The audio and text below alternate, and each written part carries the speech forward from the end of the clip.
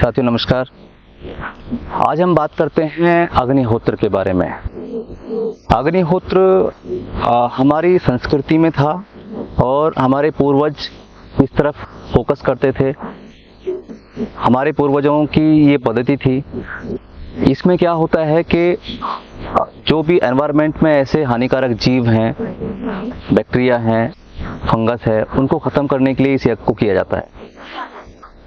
पहले यहाँ हमारी संस्कृति में जो ऋषि मुनि हुआ करते थे वो इस यज्ञ को करते थे, लेकिन अब जैसे जैसे पश्चिमी सभ्यता हमारी देश में एंटर कर चुकी है, यहाँ ये चीज़ें धीरे धीरे ख़त्म होती चली जा रही है। लेकिन हमको रिवाइव करना चाहिए। आज कनाडा, ऑस्ट्रेलिया इस पर बहुत बड़ा काम कर रहा है। हमारे मध्य प्रदेश में एक माधव आश्रम है जहाँ से इसको प्रमोट किया जाता है और बहुत अच्छा वो वर्क कर रहे हैं।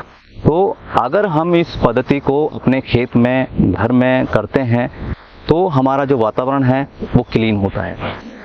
8000 घन फीट का जो एरिया है वो पहले दिन से शुद्ध होना शुरू हो जाता है। इसको करने के लिए हमें क्या चाहिए होता है? एक तांबे का पात्र चाहिए।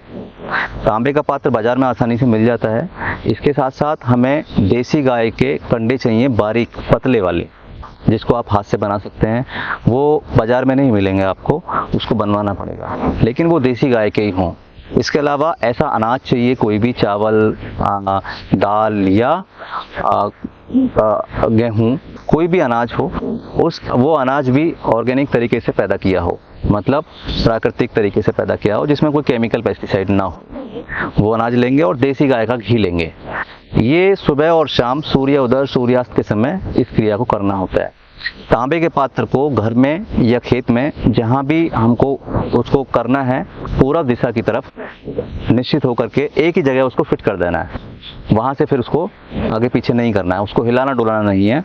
और उस तांबे के पात्र पे को पूरब दिशा में करके मुँह करके बैठते हैं। सुबह और शाम के समय आप कहीं भी नेट से वो टाइमिंग ले लेते हैं जब सूर्य उदय होता है और सूर्यास्त होता है। सूर्योदय के समय और सूर्यास्त के समय ये यज्ञ करना होता है। सूर्योदय के समय और सूर्यास्त के समय 2 मंत्र होते हैं, अलग अलग मंत्र होते हैं। उन मंत्रों को हमें जाप करना होता है। तो हमने ये तांबे के पात्र ले लिया, उसके साथ कंडे ले लिए। कंडे को जब भी इसका समय होता है 15 मिनट पहले हम वहाँ पर बैठ जाएंगे और बैठने के बाद जो कंडे हैं उनको पीसीस में बांट लेंगे और जैसे हवन होता है उसी प्रकार से उसको चारों कोनों पर रख देंगे। बीच में देसी घी डाल करके आप उसको सुलगा लेंगे। ये 5-7 मिनट में ही पूरा जो उसमें आपने कंडे लगाए हैं वो सब पूरे जल जाते हैं अच्छे से। और उसके बाद जैसे ही समय होता है सूर्यास्त का या सूर्योदय का, तो एक मंत्र के साथ, आप चाहें तो गायत्री मंत्र के साथ कर सकते हैं, आप चाहें तो महामृत्युंजय मंत्र के साथ कर सकते हैं, आप चाहें तो कोई भी मंत्र ले सकते हैं। लेकिन इसका जो पर्टिकुलर मंत्र है वो सुबह के समय सूर्याय स्वाहा सूर्याय इदम नमम, प्रजापते स्वाहा प्रजापते इदम नमम।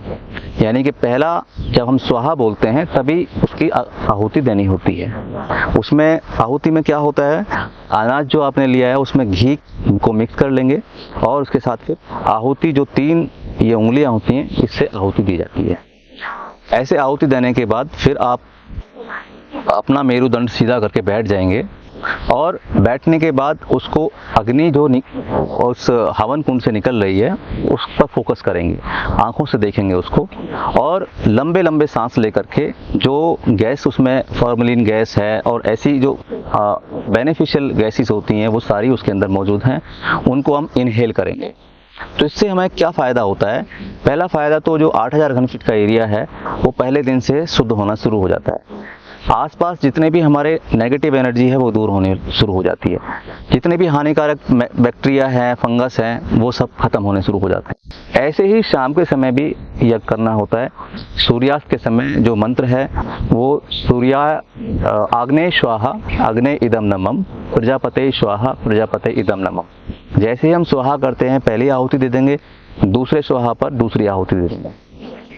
ऐसे करके सुबह और शाम हमको ये यज्ञ एक ही स्थान पर करना होता है।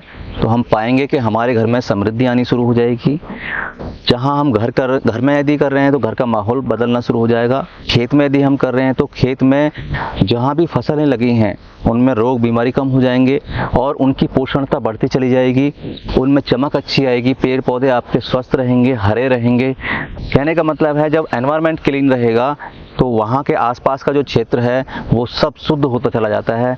ये अग्निहोत्र करने का फ़ायदा मिलता है। तो इसको हम होमा फार्मिंग भी कहते हैं। जहाँ हम खेती कर रहे हैं अगर इस तरह का यज्ञ हम वहाँ करते हैं तो लगभग हमारी जो खेती है वो ऑटोमेटिकली ऑर्गेनिक की तरफ जाने लगती है। बीमारी कम आएंगी, फसल अच्छी रहेगी, स्वस्थ रहेगी, जो फल फूल उसमें आ रहे हैं उनकी मात्रा बढ़ जाएगी और उनका स्वाद भी बढ़ जाएगा। ये इसका फ़ायदा है।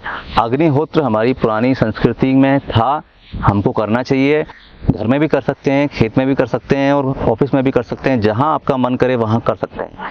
एक मैं एग्जांपल बताता हूं, आपने सुना होगा कि भोपाल में गैस त्रासदी हुई थी, आई थिंक शायद 1956 की बात है। उस गैस त्रासदी में जिन लोगों के घर में अग्निहोत्र होता था, इस तरह का हवन होता था, उस गैस का कोई भी इफेक्ट उनके घर में नहीं हुआ है। ये इसकी खासियत है और इस पे बहुत ज़्यादा रिसर्च हो रही है। कनाडा, ऑस्ट्रेलिया और बाहर के देशों में, हमारे यहाँ भी होनी शुरू हो गई है। बहुत लोग कर रहे हैं इसको और जो जैविक खेती करना चाहते हैं, प्राकृतिक खेती करना चाहते हैं, इको फ्रेंडली खेती करना चाहते हैं, उनको ये पद्धति ज़रूर अपनानी चाहिए, ऐसा मेरा मानना है। ताकि हमारे देश की संस्कृति अटूट है, हमारे शास्त्रों में ये सारी चीज़ों का वर्णन है जिनको कि हमें अपनाना चाहिए। तो आज हमने अग्निहोत्र के बारे में जाना। कोई भी आपके मन में सवाल है तो आप पूछ सकते हैं। बहुत बहुत धन्यवाद। नमस्कार।